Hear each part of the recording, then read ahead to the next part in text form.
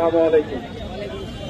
সংগ্রামী উপস্থিতি, আপনারা জানেন আজকে আমরা জিন্দাবাদ জিন্দাবাদ ইনকিলাব ইনকিলাব দিল্লি না ঢাকা ঢাকা ঢাকা দিল্লি না ঢাকা ঢাকা ঢাকা সালামি না রাজপথ রাজপথ রাজপথ সালামি না রাজপথ রাজপথ রাজপথ এই সালামি না আজাদি আজাদি আজাদি সালামি না আজাদি আজাদি আজাদি সালামি না আজাদি আজাদি আজাদি।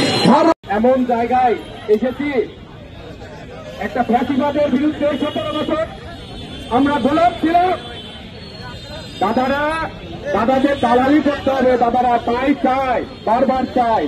হঠাৎ করে 17 বছর পর দালালি যখন ভেঙে গেছে, দাদারা তখন মাথা খারাপ দাদাদের। আপনারা জানেন না আগরতলার উপ হাইকমিশনে কেন হামলা হল?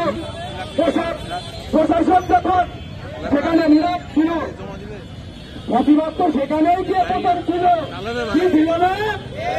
সেখান থেকে আবার কলকাতি আসলো, তারা চাচ্ছে আমাদের দেশকে অস্থিতিশীল পরিবেশ তৈরি করতে। তারা বারবার বলতেছে হিন্দু সংকটে যদি হিন্দু সংকটে হতো তাহলে আমাদের মুসলমান ভাইরা রাত থেকে মসজিদ পাহারা দিতে না।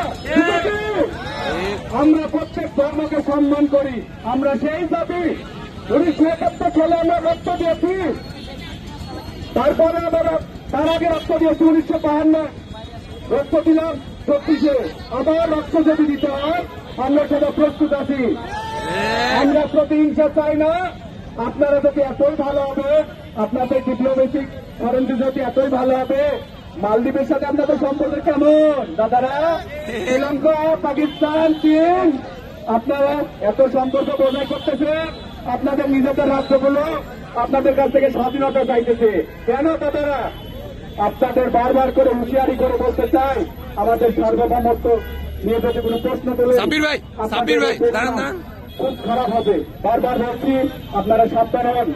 এবং তৈরি জনতা, ছাত্র জনতা, সকল পর্যায়ের জনতা আমাদের সাথে আছে। আমরা আবার রক্ত দিতে প্রস্তুত আছি এই ফ্যাসিবাদের বিরুদ্ধে। ধন্যবাদ সকলকে। উপস্থিত সকল আপনারা উপস্থিত হয়েছেন, আমরা খুবই খুশি হয়েছি। আমরা চাই যে আমরা ফ্যাসিবাদের বিরুদ্ধে লড়ছি, আরো লড়বো। তারা দেশের বাইরে গিয়ে এখনো তারা কোনো নিষ্ক্রিয় হয়নি, তারা সক্রিয় আছে আমাদের আপনাদের মাঝে, ঝামেলা সৃষ্টি করতেছে, দেশকে অস্থিতিশীল করতেছে। এগুলো থেকে আমাদের সজাগ থাকতে হবে। ইনশাল্লাহ সবাই ভালো থাকবেন। আসসালামু আলাইকুম।